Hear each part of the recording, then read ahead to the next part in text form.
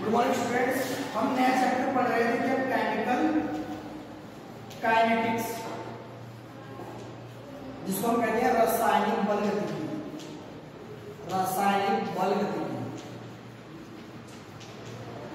मैंने आपको कहा था ये जो चैप्टर होता है ये हम फैक्ट्रियों या उद्योगों के बेस पे पढ़ते हैं। तो इस चैप्टर का यूज कहाँ किया जाता है? इंडस्ट्री एरिया के अंदर किया जाता है, ताकि वहां पे जल्द से जल्द हम क्या कर सके, उत्पाद बना सके और मार्केट में सप्लाई कर सके। क्योंकि हमने पढ़ा है इसके अंदर एक तो होती है रासायनिक अभिक्रिया और एक होती है दर। तो पिछली क्लास में डिस्कस कर चुका हूं कि कैसे उसकी दर पर प्रभावित करने वाले कारक पढ़ेंगे, कैसे हम रेट को एक्सप्रेशन करते हैं, वो चीजें हम इसमें पढ़ेंगे। तो सबसे पहले मैं बात कर लेता हूँ रासायनिक अभिक्रिया के प्रकार, कि इसमें किस प्रकार की रासायनिक अभिक्रियाओं का हम अध्ययन करते हैं। तो देखिए, रासायनिक अभिक्रिया, रासायनिक अभिक्रियाओं का प्रकार, या फिर मैं कह दूं types of chemical reaction, types of chemical reaction. हम बात कर रहे हैं रासायनिक अभिक्रिया के प्रकार के बारे में। आपको बता दूं रासायनिक अभिक्रिया के प्रकार को रासायनिक बल गतिकी के चैप्टर में 3 भागों में बांटा जाता है, और वो भी किस पर आधारित? दर के ऊपर आधारित। किस पे आधारित होती है? दर के कोऑर्डिनेट हम क्या करते हैं? 3 भागों में बांटते हैं। दर का मतलब गति, उसकी स्पीड के आधार पर क्या करते हैं? 3 भागों में बांटते हैं। पहला क्या करते हैं? अतितीव्र अभिक्रिया। आपको देखो नाम में किस पर दिखाई दे रहा है कि दर पे आधारित है। इसका दूसरा नाम होता है तात्कालिक अभिक्रिया। क्या होता है? तात्कालिक अभिक्रिया।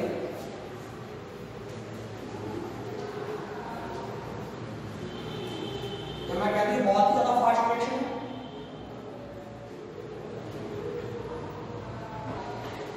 फिर देखिए दूसरी आपकी जो अभिक्रिया होती है वो होती है मंद अभिक्रिया। कौन सी होती है? मंद अभिक्रिया। तीसरी जो आपकी अभिक्रिया का प्रकार वो होती है अति मंद अभिक्रिया।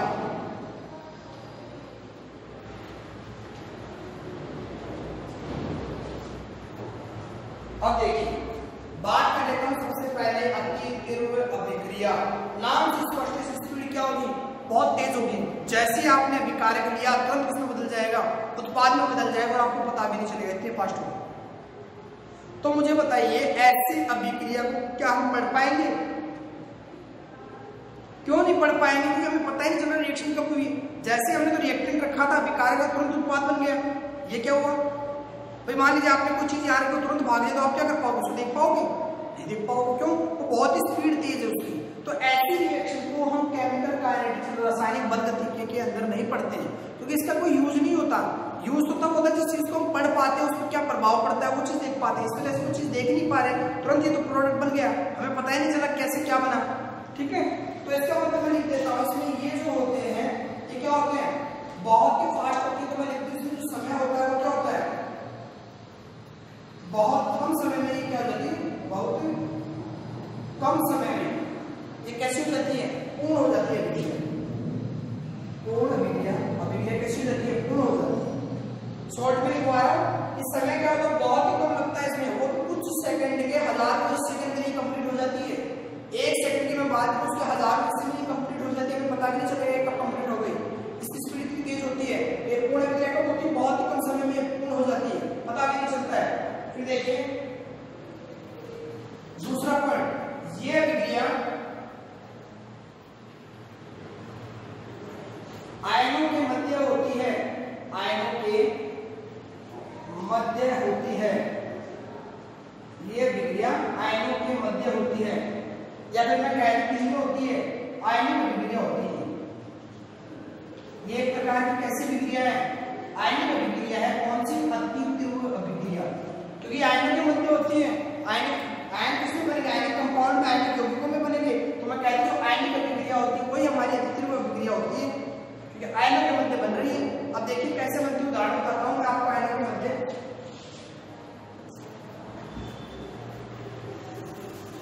अब देखिए AgNO3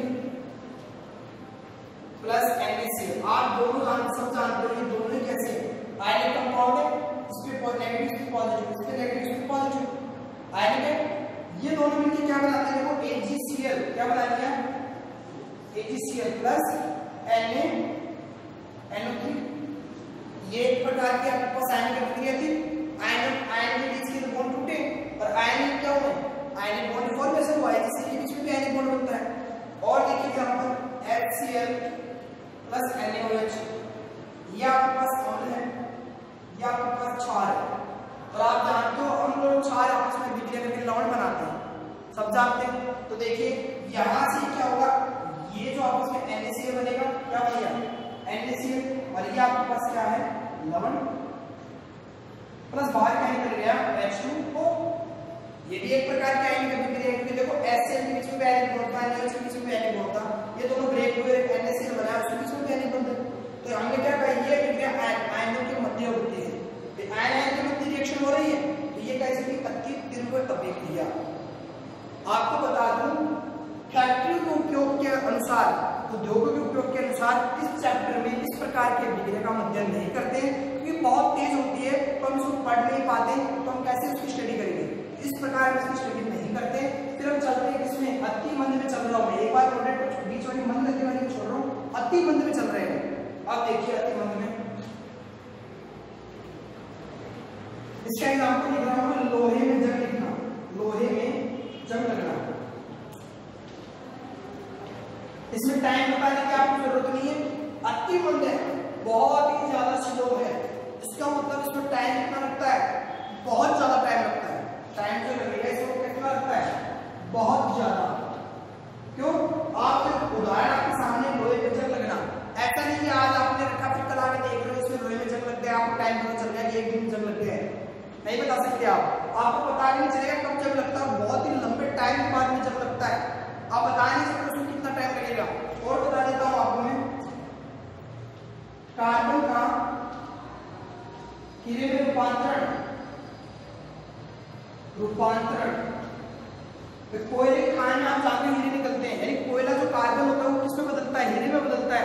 आप बता नहीं सकते वो कितने टाइम में बदलता है, हो सकता है 1000 साल लगे, हो सकता है 2000 साल लगे, इन टाइम कितना लगा है, बहुत ज्यादा लगा है। तो ऐसी भी चीजों का आप अभिक्रिया का अध्ययन नहीं कर पाते हैं, वरना तो अगर आपने अध्ययन कर पाते तो आप सभी कोयला लेके आते, सुबह रखा शाम को हीरा बन गया, करोड़पति हो गए।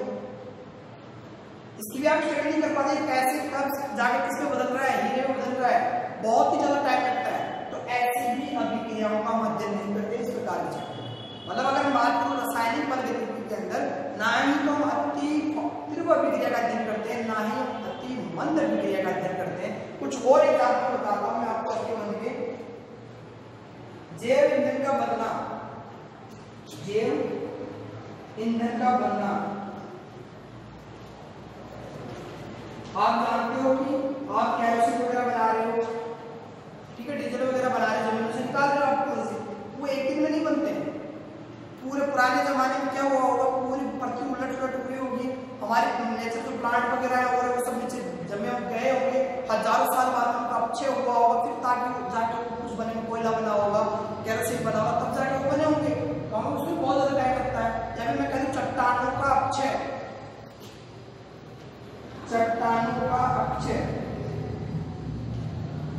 मतलब आप ये एक चट्टान ले लो, आप बता सकते हो कब खत्म होगी, पता भी नहीं चलेगा आपको कब खत्म होगी, धीरे धीरे घटती हो और इतनी स्लो होती है आप नॉर्मली बता ही नहीं सकते कि भी लाखों साल लगेंगे, 1 करोड़ साल लगेंगे, बता नहीं सकते आप। और मैंने आपको जंग लगने का तो फॉर्मूला भी बताया था आपको, Fe2O3 H2, इसको ही आपने जंग लगा लोहा कहा था, पिछले चैप्टर में अभी पढ़ के आए हम। तो ये उदाहरण किसके थे, अति मंद अभिक्रिया। इसमें बहुत ज्यादा टाइम लगता है, इसमें बहुत कम टाइम, बहुत ज्यादा टाइम लगता है, इसमें बहुत, ये क्या होती है, धीरे होती है, इसमें बहुत कम टाइम लगता है, ये क्या होती है, जल्दी होती है। समझ पाए, इस दोनों प्रकार की अभिक्रियाओं का अध्ययन हम इसमें नहीं करते, रासायनिक बलगतिकी में नहीं करते। अगर कोई कंपनी बना ली, चलो मैं हीरे की एक कंपनी बना लेता हूँ और फिर मैं सोचता हूँ हीरे बनाऊंगा मैं, तो वही एक हीरा बनाने के लिए मेरे को 1000 साल लगेगा, तो मैंने कमा लिया, हो गया मेरा काम। तो और ये देखो, इसकी अगर मैं बात करूँ बहुत तेज होती है अभिक्रिया। जैसे एग्जाम्पल देख लीजिए, हमें क्या बनाना है, NaCl, हमारे में एक है NaCl, मैं सोचता हूँ कि इसको मेरे को 5 ग्राम बनाना है, भाई ये तो 5 ग्राम नहीं बनेगा, तो जितना डाला उतना ही रिएक्शन बन गया मान लीजिए जहरीली गैस निकल रही है सपोज कि ये रिएक्शन के दौरान, और मैं तो इसको रोक ही नहीं पा रहा हूँ, इतनी स्पीड से हो रही है कि वो जहर निकलते जा रहा है, तो लोग मरने लगेंगे फिर तो मतलब इस प्रकार की रिएक्शन में हमारा कंट्रोल नहीं होता। तो ऐसी रिएक्शन का हम अध्ययन नहीं करते हैं रासायनिक बल गतिकी में। हम किस प्रकार की रिएक्शन का अध्ययन करते हैं? मंद अभिक्रिया का। तो हम पढ़ते हैं मंद अभिक्रिया क्या होती है।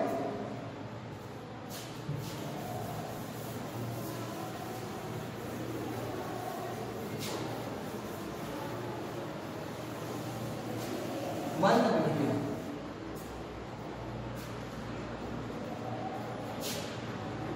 मंद अभिक्रिया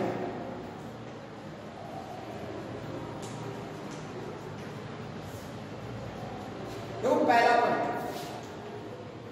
ये अभिक्रिया एक निश्चित समय के अंदर पूरी होती है। क्या होती है? निश्चित समय में पूरी होती है। तो मैं लिख देता हूं निश्चित समय, शॉर्ट में लिखा रहा हूं, निश्चित समय में अभिक्रिया क्या होती है? पूर्ण होती है, हो जाती है। जैसे एग्जांपल देता हूं आपको यहीं पे, दूध से दही बनना। भाई दूध से दही बना के आप बेच सकते हो दही को, अर्निंग है, उद्योग से संबंधित आ गए। फिक्स टाइम में ऐसा नहीं कि जैसे आज आपने लगता तो 1000 साल बाद में बनेगी, और ऐसा भी नहीं कि अभी आप बन के दे, ऐसा भी नहीं होगा। दही बनाने के लिए निश्चित टाइम होता है, 3 घंटे लगेंगे, 4 घंटे लगेंगे, उसके बाद दूध किसमें कन्वर्ट होता है? दही में कन्वर्ट होता है। तो हम टाइम पता होता है, उसके अकॉर्डिंग हम क्या कर देते हैं? दूध से दही बना देते हैं, क्योंकि एक निश्चित समय होता है इसका। दूसरा देखिए, N2O5 का तापीय अपघटन, तापीय अपघटन, इसको इंग्लिश में बोलते हैं डीकंपोजिशन ऑफ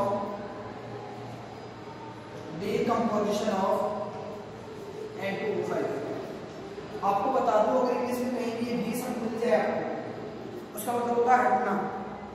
अब वो चाहे डी नाइट्रिफिकेशन हो, डी इलेक्ट्रॉनिफिकेशन हो, डी हैलोजिनेशन हो, या फिर आप हिंदी में बात कर सकते हो बी, हिंदी में लिखते हो ना बी हैलोजनीकरण। ये बी का मतलब क्या होता है? किसी ना किसी का हटना। ठीक है, अब देखिए N2O5 है, इसका नाम क्या है? Nitrogen pentoxide. क्या नाम है इसका? Nitrogen pentoxide. नाइट्रोजन के 5 ऑक्सीजन है, कितना देगा? पेंटाऑक्साइड। ये किसमें टूटेगा? 2N2O4 plus O2। तो देखिए इससे बाहर निकल गया, कुछ बाहर निकलेगा, इसमें से बाहर क्या निकलेगी? ऑक्सीजन गैस बाहर निकलेगी। और एग्जांपल देखता हूँ, हाइड्रोजन परऑक्साइड का देखता हूँ, थर्ड, ये आपके पास H2O2 है, हाइड्रोजन परऑक्साइड। क्या नाम है इसका? Hydrogen peroxide. जैसे इस रिएक्शन कराओगे तो किसमें कन्वर्ट हो जाएगा? 2H2O plus O2। देखो O2 बाहर निकल गया, तो H2O बन गया, बैलेंस है दोनों इक्वेशन। ठीक है, आगे देखिए, यानी हाइड्रोजन का भी गठन कर लिया, तो इसका नाम क्या कर दोगे? H2O2 का विघटन। मैंने कहा था जहां पर भी आपको बी दिख जाए मतलब हटना, कहीं भी दिख जाए कोई भी रिएक्शन में बी घटन, बी हैलोजनीकरण, ठीक है, बी नाइट्रीकरण, मतलब उसमें से बी का मतलब हटेगा। अब हैलोजन की बात करते हैं, बी हैलोजनीकरण तो हैलोजन हटेगा, बी नाइट्रीकरण की बात करते हैं तो नाइट्रोजन हटेगा। ये आपको ध्यान में रखना है। ठीक है, आगे देखिए,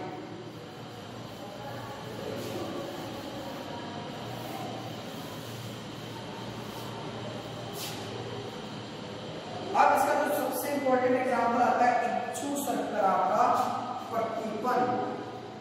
इच्छु शर्करा का प्रतिपन।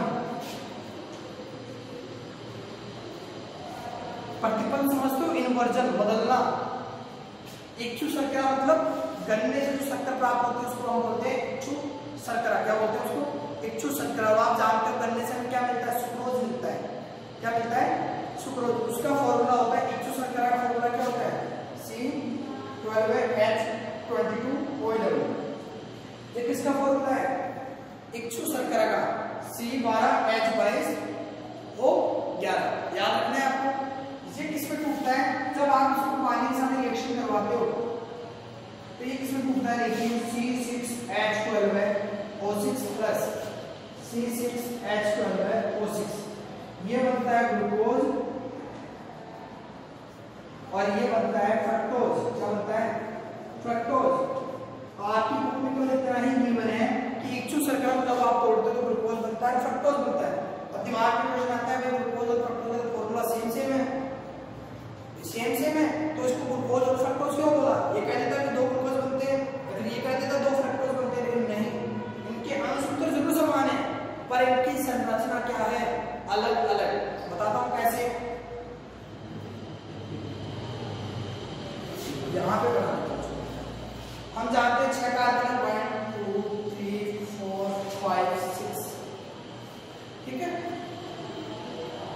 यहां पे लिख देता हूं CH2OH। क्या लिख दिया मैंने? CH2OH, H H OH OH H OH, और यहां पे क्या रहेगा? H। ये फॉर्मूला देखिए, ये फॉर्मूला किसका है? ग्लूकोज का। कैसे?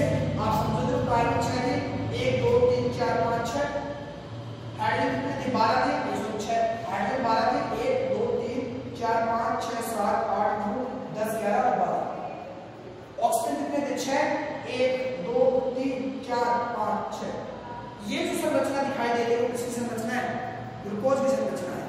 अब बात आती है फ्रक्टोज में क्या डिफरेंस है? दोनों का फॉर्मूला सेम है, तो देखो फ्रक्टोज वही वापस मैंने 6 बनाए। यहां पे लिखा CH2OH, यहां पे मैंने क्या लिखा? CH2OH।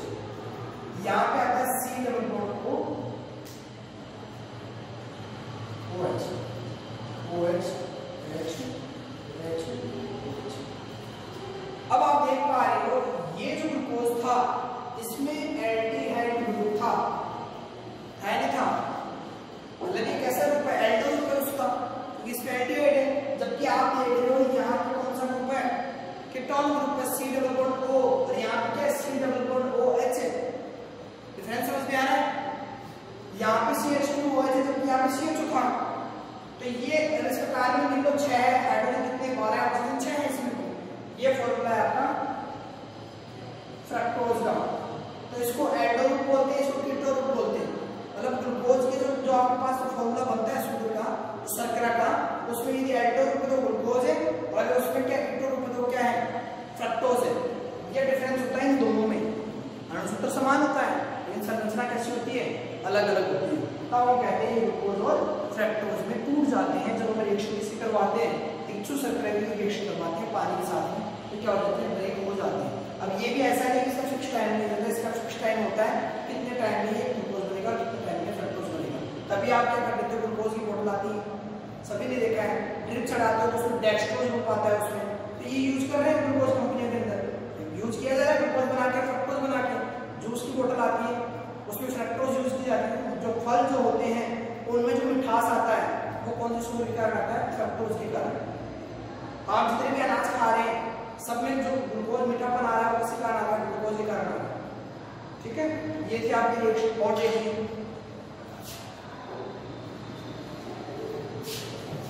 मैंने आपको बता दिया क्या डिफरेंस होता है।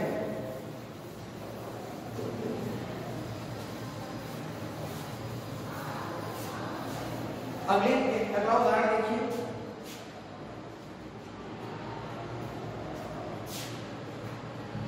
NaOH की उपस्थिति में, अगला उदाहरण है NaOH की उपस्थिति में एस्टर का अपघटन, एस्टर का अपघटन या एस्टर का जल अपघटन, जल अपघटन। अब देखिए एस्टर जल अपघटन, पहले तो मैं आपको बता दूं कि एस्टर को ढूंढना कौन सा है। भाई हमें ये भी तो पता होना चाहिए एस्टर बॉन्ड किसको है। ये जो ग्रुप होता है आपके C डबल बॉन्ड O, ये एस्टर ग्रुप होता है। कौन सा होता है? Ester group. यदि अगर यहाँ पे H बन जाता है तो ये क्या बन जाता है? अम्ल बन जाता है, एसिड बन जाता है, ठीक है। और यहाँ पे यदि ये हट जाए तो ये कीटोन ग्रुप। अभी देखा है आपने C डबल बॉन्ड O, यहाँ पे H बन जाए तो एल्डिहाइड। समझ गए एस्टर ग्रुप सा होता है ये। अब देखिए C2H5C+O COO दिया मैंने फॉर्मूला, आगे लगा देंगे C2H5। ये मेरे पास कैसा है, एस्टर है। अगर आप देख पा रहे हो इसमें कौन सा ग्रुप है, एस्टर ग्रुप है, ये तो है, इसको हम ऐसे लिख सकते हैं CO। अब देखिए इसका जल गठन कर रहा है किसकी उपस्थिति में, NaOH की, मैं लिख देता हूं NaOH। जरूरी नहीं है आपने C2H5 भी लगा हुआ, CH3CH3 भी लगा सकते हो, C3H7 भी लगा सकते हो। वो तो यहाँ पे आप शॉर्ट में समझो RCOOR, दोनों कुछ भी हो सकते हैं, ये दोनों एक जैसे भी हो सकते हैं, ये दोनों अलग अलग भी हो सकते हैं। यहाँ पे CH3 लगा दिया, यहाँ पे C2H5 लगा दिया, कोई प्रॉब्लम नहीं है, मतलब होना चाहिए एक्चुअल ग्रुप। अब देखिए ये बोर्ड यहाँ पे हमने क्या जोड़ दिया, यहाँ पे C2H5 जोड़ दिया है और यहाँ पे क्या जोड़ दिया, C2H5 जोड़ा। ये बॉन्ड टूटेगा यहाँ से, आप जानते हो क्या होगा, तो यहाँ से ये बॉन्ड टूटेगा यहाँ से, आप जानते हो नेगेटिव होता है, आपकी तरफ इलेक्ट्रॉन खींचेगा, इलेक्ट्रॉन जैसे खींचेगा इस पे पॉजिटिव आएगा, इस पे नेगेटिव आएगा, और वैसे ही टूटेगा NaOH, इस पे पॉजिटिव इस पे नेगेटिव, पॉजिटिव किधर जाएगा, नेगेटिव वाले के साथ, तो क्या बना C2H5O Na, चला गया पॉजिटिव उसके साथ, नेगेटिव किसके साथ जाएगा OH, पॉजिटिव वाले के साथ, तो क्या बना C2H5CO, ये तो यहाँ था, और क्या आ गया साथ में OH, ये तो बन गया हम, ये क्या बन गया आपके पास सारे। इस प्रकार आप रिएक्शन देख लेते हैं किसकी, एस्टर की जल गठन। ये भी अभिक्रिया कैसी है, एक मंद अभिक्रिया है, इसका भी अनुपात समय जो होता है वो कैसा होता है, निश्चित होता है। और देखिए आप कुछ एक पॉइंट बताता हूँ,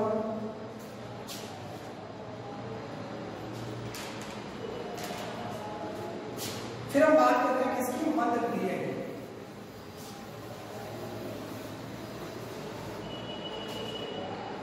मंद अभिक्रिया, देखो ये जो पहले हमने पढ़ी थी अति तीव्र अभिक्रिया, हमने कहा था वो एक प्रकार की आयनिक अभिक्रिया होती है सारी। यहाँ पे ये प्रकृति कैसी होती है, आणविक प्रकृति होती है, कैसी होती है, आणविक प्रकृति की अभिक्रिया होती है। अब बात आती है आणविक प्रकृति का मतलब, देखो आणविक अभिक्रिया जितनी भी होती है उसके अंदर क्या होता है, विकारक के बंध टूटते हैं और उत्पाद के बंध क्या होते हैं, बनते हैं।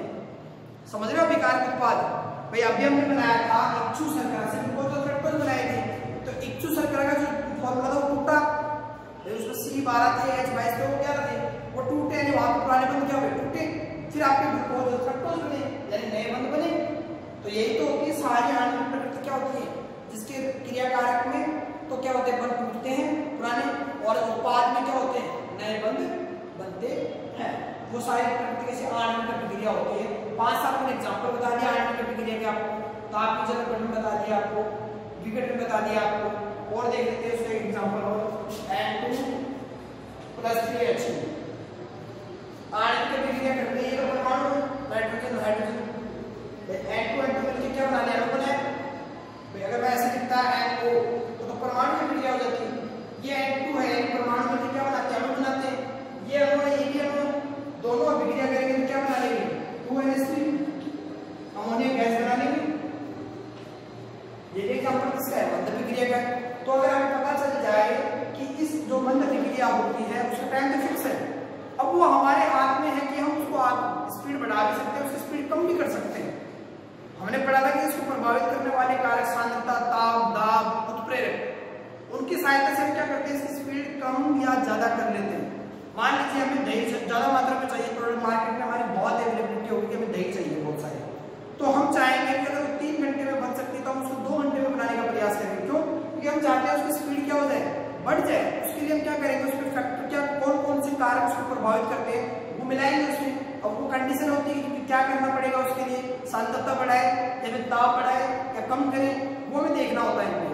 तो ये अभी देखते हैं मंद अभिक्रिया क्या होती है, अगली क्लास में हम देखेंगे उसको किस प्रकार से प्रभावित होता है। उससे पहले मैं आपको प्रभावित होने वाले कारक से पहले हम देखेंगे कि रेट ऑफ रिएक्शन, अभिक्रिया की दर कैसे निकालते हैं।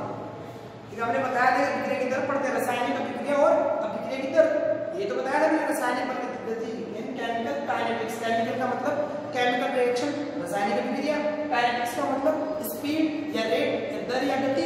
अब हम ये तो पढ़ ली रासायनिक अभिक्रिया, तो कितने प्रकार की होती है, कौन सी का हम अध्ययन करेंगे। अब हम पढ़ेंगे दर को कैसे निकालते हैं। मैं आपको शॉर्टकट एक यूनिवर्सल फॉर्मूले से डिराइव करवाऊंगा, आपकी बुक में अलग अलग जगह दे रखी है वही क्वेश्चन, मैं सारे को कंबाइन करने की कोशिश करूंगा, 1 या 2 दिन के अंदर पूरी हो जाए, कैसी भी रिएक्शन आ जाए आप रेट निकाल पाओगे। समझ रहे हो बात को, हम यूनिवर्सल फॉर्मूला बनाएंगे उसका। तो ये था हमारा क्या, रासायनिक अभिक्रिया में अभिक्रियाओं के प्रकार। आज के लिए इतना ही, बाकी नेक्स्ट क्लास में करेंगे। Thank you.